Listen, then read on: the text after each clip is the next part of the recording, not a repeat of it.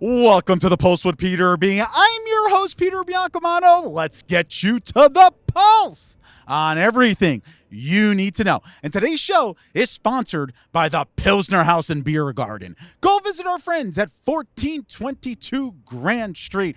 Have their new brunch items, have those ribs, have a beer, and have an awesome time. And we're also sponsored by Longshot Pistol and Rifle, Secaucus, New Jersey, providing responsible CCW training only to responsible owners. Visit their huge training center and full-service gun store. Start your CCW training today. Longshot Secaucus, and I've said this on the show before, but a person that's always on target is the person to my right, and she's back after a few weeks hiatus. We missed you. I miss you guys also. Of course, it is Daria Peace of at Hoboken Eats. Great to see you. I'm so happy to be back. We have so much to talk about. So much to talk about. So many things to cover. And the last time you were on, I believe, you did the little beer off. Yes. With Krista. And Krista won in a spelling bee or something ridiculous. Yes. No, it was rock, paper, scissors. Rock, paper, scissors. Yeah, because you guys couldn't get the spellings I either. know. Not only couldn't they not get the beer, they couldn't get the spellings The only thing either. we can do is drink and eat. Exactly. And speaking of eating, we're bringing back your title there, Daria. Your place is Insider Title. And we're going to go to the gateway of the West. Far, far away. Far, far away. The Midwest, as they say. We're going all the way to St. Louis, Missouri, that is. Some people think it's in Kansas. Can you believe that? Honestly, some people probably think it's its own state. You hear St. Louis more, so. You know what's the first thing that comes to my mind when I think St. Louis? Believe it or not. And we spoke about Dallas a few weeks ago. Yes. But what? What do you think? Since you brought up Dallas, I'm thinking it has to be football, but I don't. Barbecue. Barbecue, okay. Right. Okay. Isn't St. Louis known for their ribs? They and things are. like They that? are. And we did have our fair share of barbecue while we were there. All right. So why don't we start from the top? Start from the top. Start from the top. And again, why were you there? We were there for a Rangers game. Season's right around the corner. Preseason's coming up. What are we in the 20s now until the hockey season starts? I can't wait. I know. I mean, Rangers got it this year. I have a feeling. All right. I have a From feeling. your lips, Daria, to God's ears, because '94, the last time they won the cup was a long time ago. I know. So. But yes, we were there for a Rangers game, so it was one of those like fly out Friday night, fly home on Sunday, and I think it was only like a 2 or something hour flight. Couple hours. It was quick. Oh, super quick. Yeah. Painful flight. Probably the worst flight of my life. Okay. Wait. You said Charleston the last time was the worst flight of your life when you flew back hungover. Oh, well, that's because I was hungover. This was turbulence. Oh, really? Oh my God. I was crying. Was it winter that you went out there, or had to be Ranger game, right? Yeah, it was the end of It was January of 2020. It was the last thing we did. January of 2020. Oh. I blame Daria's trip to St. Louis. R.I.P. 2020. So you went out there for a Ranger game. So I guess it was a few days. Yeah, so a couple days, and we did as much as we could, as per usual. First thing on the docket, we got there late Friday night, woke up. Right next to the hotel was this place called the Wheelhouse. Lit. Brunch spot. They didn't just bring over like a champagne glass of mimosas. They brought over your own personal carafe of mimosas per person. So me, Matt, and Matt's mom, Mildred, each had our own personal different flavored carafe. And then they didn't even make the Ranger game. Oh no. We ate enough to keep it going for the day. This place had like breakfast sandwiches, omelets, waffles. It had literally everything you could want, but like bigger. Bigger. So they say everything is usually bigger in Texas, but now you're in Missouri. We're still in the Midwest a little bit. They know how to make food there, and they know the portions people want to eat. So when you say bigger, what was so much bigger when it came to food? It was just everything. Bigger size. Like the omelet was like twice the size of anything. Food was very, very good, but we needed that to line our stomachs and to also get a little pregame in, because we then went to the Budweiser factory right after that. I forgot they're from St. Yes, that was fun. We got to see the Clydesdales. No, oh my God, were you just like so cute? Stunning. Stunning. Did you get to ride them? No, they were in their. We got to go into their stall, but we couldn't get too far close to them. Yeah. All right. But it was really Thank cool. God for that, because Daria would have been I know, I would have been all over them. A little Italian stallion. She already named one Rocky, apparently. Daria, it's funny because when you were talking about Dublin a few weeks ago. We did Guinness. We like beer. Yeah, we like beer. So it was a good time. You seeing a common thread here for our quick trips? Listen, I didn't say it. You did, right? I know. Exactly. It's okay. But yeah, so Budweiser Factory was really, really fun. Highly recommend it to anybody that goes there. And then from there, we got ready for the Ranger game. The hotel was also right next to Fox Sports Live, similar to like Xfinity Live in Philly. So we went there. Awesome spot. Really, really cool. Had probably like the largest nachos. I know I say that every time, but they were huge and delicious. And then the trolley took us to the Ranger game. Trolley? A trolley from the Sports Live to the arena. So it was all hockey fans that were pre-gaming there. So it was like a spot. You go there first and they take you right to the game. And I have to tell you, St. Louis is a very, very good sports city. Yes. It's a very, and I'm sure they're passionate about their Blues. Oh, very passionate. Very passionate. Do you remember if the Rangers win? The Rangers, I always forget this because we've been to so many away games. We got to phone Matt. I think they did win. I think they did win. I think they did win. Yeah. And there's no phone a friend here. There it's was not no who wants phone. to be I know. All right, very, very cool. So now the game, I'm assuming, was on a weekend, like a Friday. Yeah, or it was Saturday night. Perfect. Saturday night. So we had a great time at the game. We went down. We like to go a little bit early so we get there for warm-ups, go down. Zibanejad was like right there. We got to see the king himself. We got to see everything. So really, really fun. Not always easy to do that at the Garden. So it's fun to go to the away games. You can just make your way down anywhere. So we did that, and then we went out at night to the Tin Roof, which was lit. What is the Tin Roof? The Tin Roof had live music. No way. Yes. Awesome. Fantastic. Matt and I had the best time. Literally the best time. Is it still in that downtown area? It was right next to where our hotel was as well. So, yeah, like I wouldn't say St. Louis from where we were, like downtown area, was that big. It seemed very like just a lot of businesses there, and then we were next to a hotel that had a few fun little areas to go into, but not much. Not much. Yeah, so that was fun. That was fun. We got White Castle after too. Not specific to St. Louis, but necessary. I was going to say, I mean, we got to give a shout out to, I don't know what it is about these chain restaurants. When you see them in a place that you're not from, you feel like you have to have them. I would have to be honest, I am definitely a drunk eater, but White Castle is never my go-to. So I don't know. Tin Roof really got me. I think the audience at home wants to know, what is your go-to fast food? A large fry from McDonald's, and more recently Taco Bell. My goodness. Oh yeah, that's the weight of my heart. Exactly. Now, now that I'm in my mid-30s, way older than you, I'm 31. Again, we gotta stop eating large fries. Outing her age all the time here. I eat this stuff and I feel like sick for like days. But you're amazing. You're happy in the moment. Sometimes you have to live in the moment. Amazing. All right. I'm right. 100%. You do have to live in a moment sometimes. You do. So now, Barbecue. Talk to me. Sugar Fire the next day.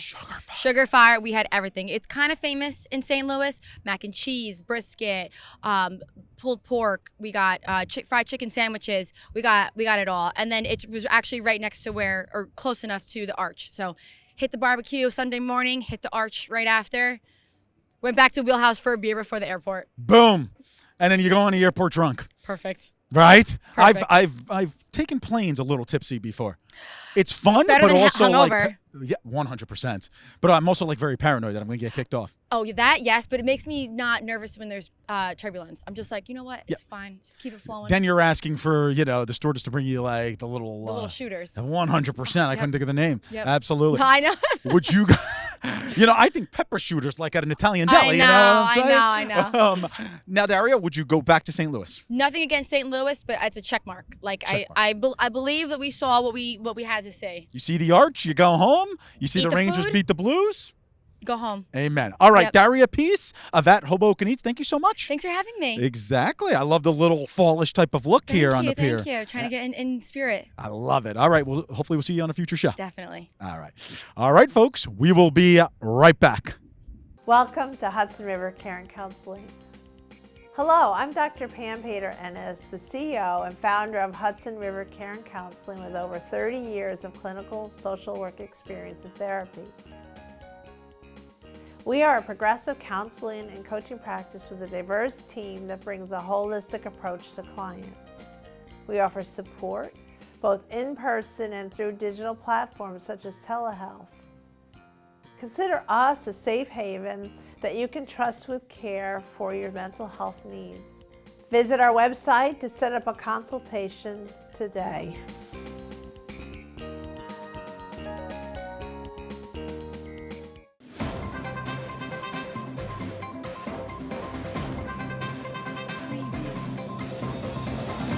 Peter Biancomano, your hostess with the mostest of the Pulse with Peter B. Folks, don't forget to go on our Facebook and our Instagram pages by searching The Pulse with Peter B. and like and follow us on each of those platforms. We're constantly updating those pages with previews of each week's segments and cool stories.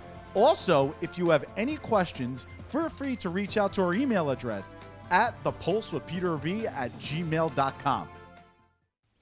Welcome back to The Pulse with Peter B. Peter Biancomano. I'm your host, as you know, because the show's named after me. But anyway, we are here at the offices of Hudson River Care and Counseling, located at 310 Cedar Lane in Teaneck, New Jersey, and of course, 63A 8th Street in Hoboken, New Jersey, where our home base is. And we're joined by two special guests who might look familiar from the commercials that we air, but they have never been on a segment, so they're making their Pulse premieres. And to my right, I have Rachel Frank, and to my left, I have Rebecca Ennis Paez. Did I get that correct? Yes, I you did. love that, absolutely. And it's always better when I say that on camera, just in case I do mess it up. A different story for a different time. Anyway, ladies, how are you today? We'll start with Rachel. Doing great. Hi. Absolutely.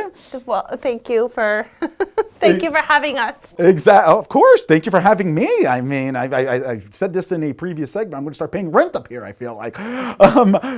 Beginning with Rebecca, what do you do here at HRCC? I am the office manager here, so I take care of the insurance and billing and client relations. Wow. So I handle any positive reactions and negative reactions. Plus, I handle all the billing for insurance. The most thankless job right here, let me tell you. I mean, it really, really is. But certainly the most important. I mean, I know I love my admin staff over at my full-time and my office managerial staff. I think they do just a yeoman's work. And I feel like it's the complaint department. Yes, but I will be working under another supervisor, but starting September 5th, I am also going to be an MSW student here as well. Oh, congratulations. Thank you. Great. So, absolutely. I know it's finally starting. Yeah. Rachel? Hi, everybody. My name is Rachel, and I am a clinical social work intern here at Hudson River Care and Counseling. And so I see clients. I work with kids and adults, but my passion is play therapy. So I am a mother, and I love incorporating doing play therapy with clients. Well, that's phenomenal. And people who, just to go off of what you said, Rachel, who have watched our show before, which I hope is still many of you, but we've been in a different location here in the offices of HRCC. We are almost in a children's room here. Of course, my gompy tall body's blocking the play area behind me, but we decided to come into this room specifically for our guests today, since they do a lot of the work with children. So I was wondering, Rachel, starting with you, if you can possibly give some examples, without obviously going into confidential information, or of children you work for, since it is back to school month this month. So yeah, so back to school month is very stressful for families. It's not only stressful for our kids as they're transitioning sometimes to a different school, new teachers, new peers, new friends, but it's also obviously very stressful for parents. All of the shopping, the stress of getting all the school supplies and clothing, and just getting into a new routine. So, one of the things I always tell everyone is, especially as parents, is to talk to your kids about the fact of validating their emotions and their experiences during this time. It's very hard to transition, as kids often transition sometimes to a new school. If they have bad experiences, they have negative experiences, that's their school. They have to adjust to it. And as adults, sometimes, if we don't like our workplace, we can switch. And so it's things to be aware of, and just be very, have a lot of empathy for your children as they transition, and empathy for yourself as you're adjusting to the new routine. Yeah, and Rebecca, I'm sure, as really the person who oversees every, aspect of HRCC, you really see a diverse amount of people coming in. And do you see the numbers increase in September and October with families coming in because of the back to school stress? Well, during the pandemic in general, we really saw a lot of children in distress, and it was heartbreaking. We saw it in young children too, who had a lot of stress and anxiety during the pandemic and then going back to school. And, it was hard to say, is it from them directly or is it from the parents? Probably a little bit of both. The parents were putting, because going back to school, the parents' anxiety heightened because of fear of them getting sick, so that transferred that to the child. So we have seen a lot of that, and as I'm actually a mom myself, and I know the anxiety of sending my child to daycare so young. So I get it. So when I'm doing intakes and talking to these patients, that's one of my jobs, not to do therapy with them because I'm an admin, but certainly to just reassure them that we will get family counseling for them or individual counseling for their children. Unbelievable. And Rachel, I'm sure in the primary examples that you mentioned, it's not just a back to school type of, where the numbers rise in terms of people getting, seeking help. I mean, it is all throughout the school year because, bullying. I mean, I was on the Board of Education in Hoboken for 6 years, and I know when we had HIB reports and on those harassment, intimidation, and bullying reports, some of the things that were said to children, I can't imagine, what the child and their families must be going through. So Hudson River Care and Counseling is here for any type of examples like I just mentioned, correct? Oh, yes. We've had a lot of clients with different needs, from bullying, a lot of kids with anxiety. I've worked with a lot of teenagers with a lot of challenges from the transition of COVID, as well as bullying issues and coming into their own. And we have seen a rise in young people seeking counseling services across the board, as well as adults coming in and realizing they've never come to therapy before, but that they really need it after the isolation of COVID. And yeah, it's sad, and it affects the whole family because I mean I'm in my mid-30s, and anything that any way I get emotional, my mother is definitely feeling it as well.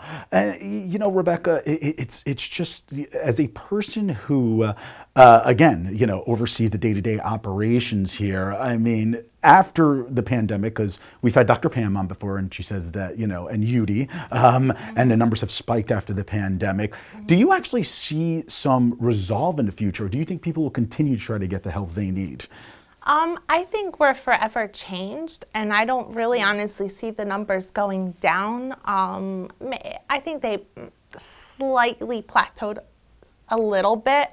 But we normally, summer in general is normally very quiet months, but we really haven't, maybe very slightly have leveled off, but the numbers are still very high because people have so much anxiety about going to work, travel, school, all across the board. And that's so important. And Rachel, because the numbers being high is a good thing, folks, because these people are seeking help. Right. Am I right or wrong? Oh, yes. And I would say even nowadays our society has become more aware of the importance of mental health, and more people are coming to therapy that would never seek therapy in the past. We have found, recently there was a established 988 suicide hotline, national suicide hotline, and that kind of makes us aware as counselors how important the need is for mental health services, that it should be as common as calling 911, that people that need help, that need mental health help, we are here, and we are here in person and virtual for those that have busy schedules. So there's no reason not to get the mental health services you need. Yeah, for all ages. Yeah. for all Exactly. ages. And you can come right here to Hudson River Care and Counseling. I mentioned the 2 addresses, but of course they do telemedicine. Visit their website. Rebecca, you want to say the website? Yes, it's www.hudsonrivercareandcounseling.com. .com. Perfect. Yes. And Rachel, if they ever are in need of your services, they can do so right on the website as well. Correct? Exactly. You can contact us and we'll get in touch Should with you. we share the number as well? Yeah, absolutely. We have, you can call us simple Spanish, English, and Korean at 201-541-8600. Wow. That's excellent. Well, Rebecca and Rachel, thank you so much. I really appreciate you. I mean, the society's lucky to have people like the people here at Hudson River Care and Counseling, in my opinion. They're there for you. Reach out to them. Thanks again, ladies. Really appreciate it. All right, folks, we will be right back.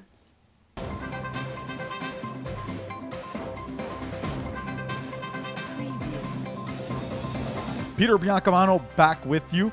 Don't forget to watch us on cable access every Sunday and Monday at 9 a.m.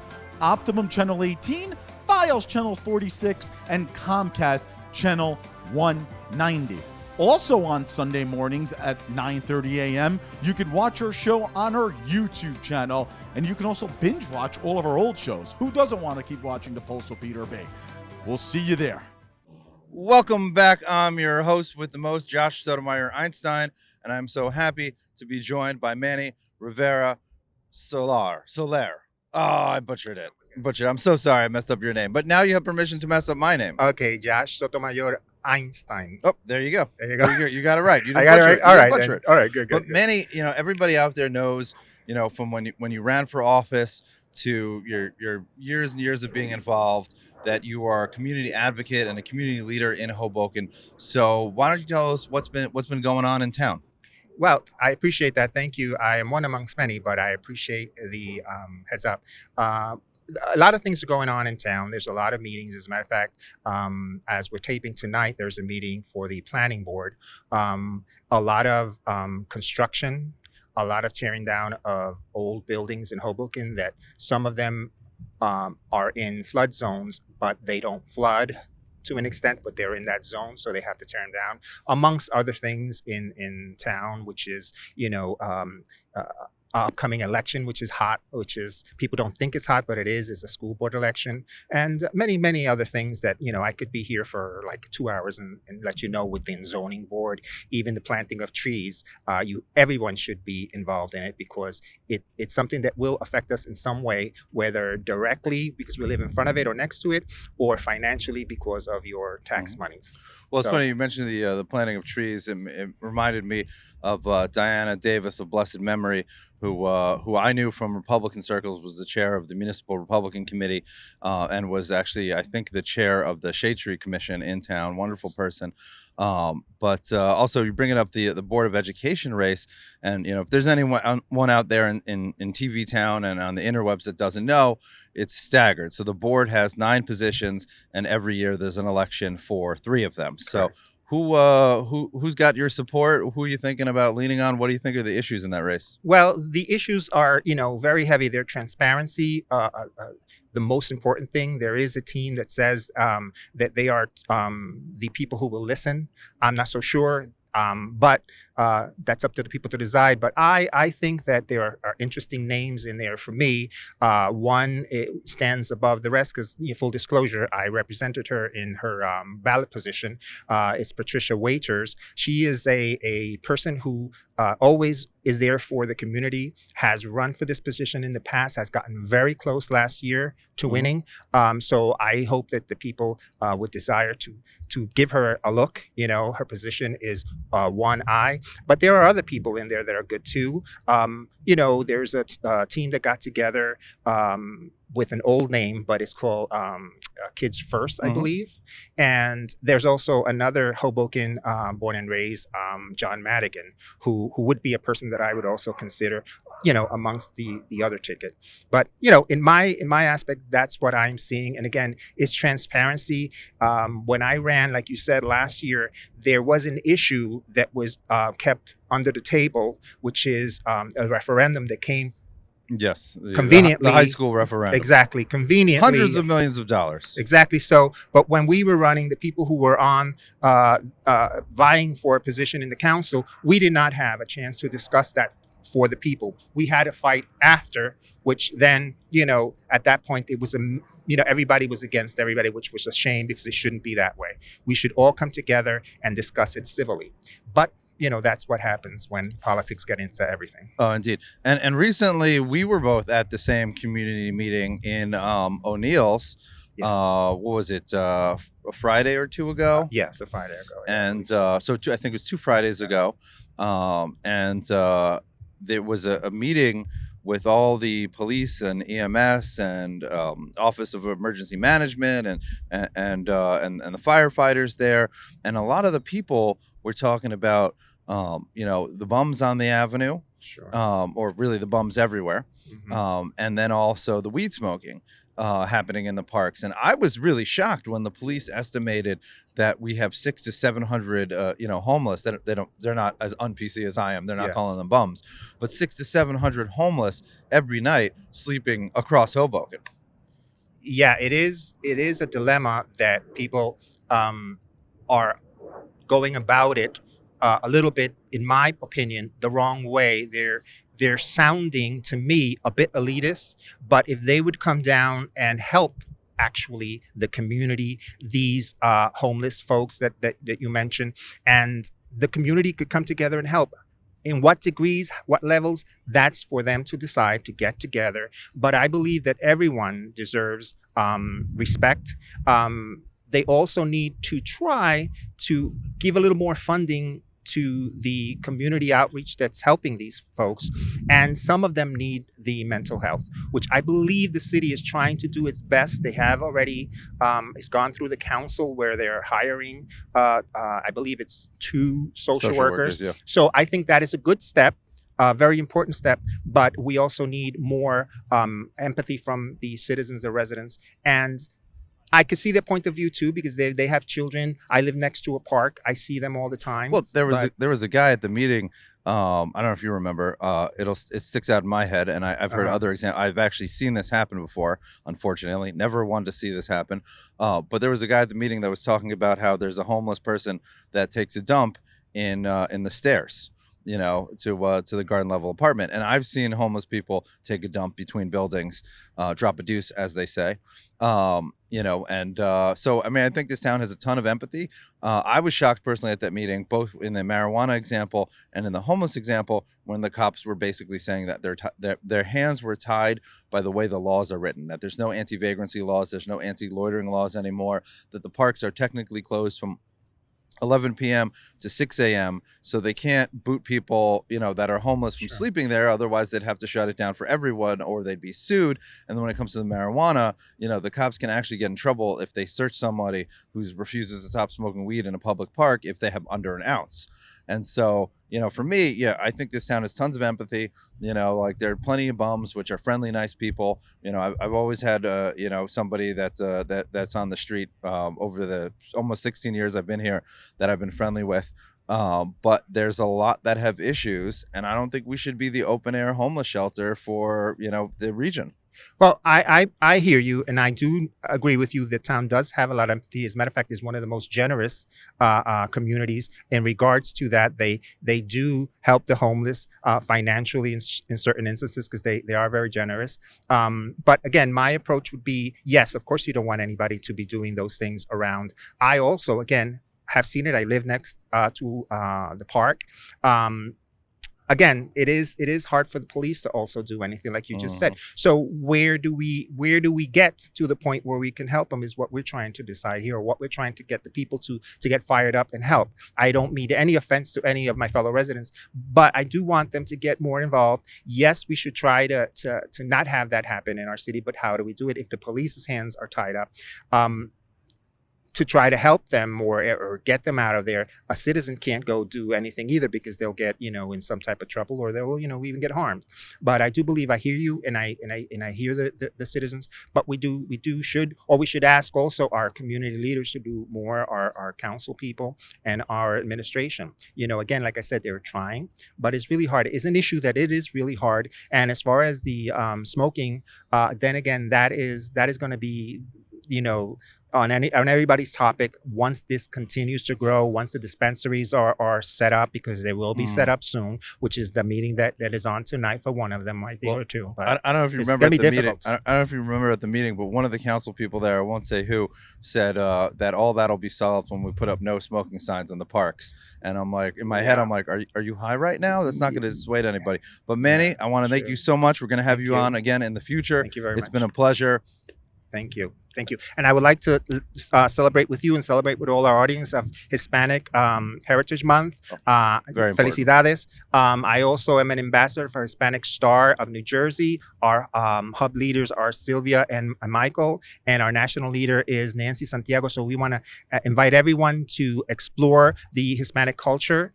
When they see an event, please join it. There's going to be also one, I believe, Saturday in the Hoboken Museum for everybody to come and enjoy. And thank you so much for the invitation. That sounds terrific. Thanks so much. You.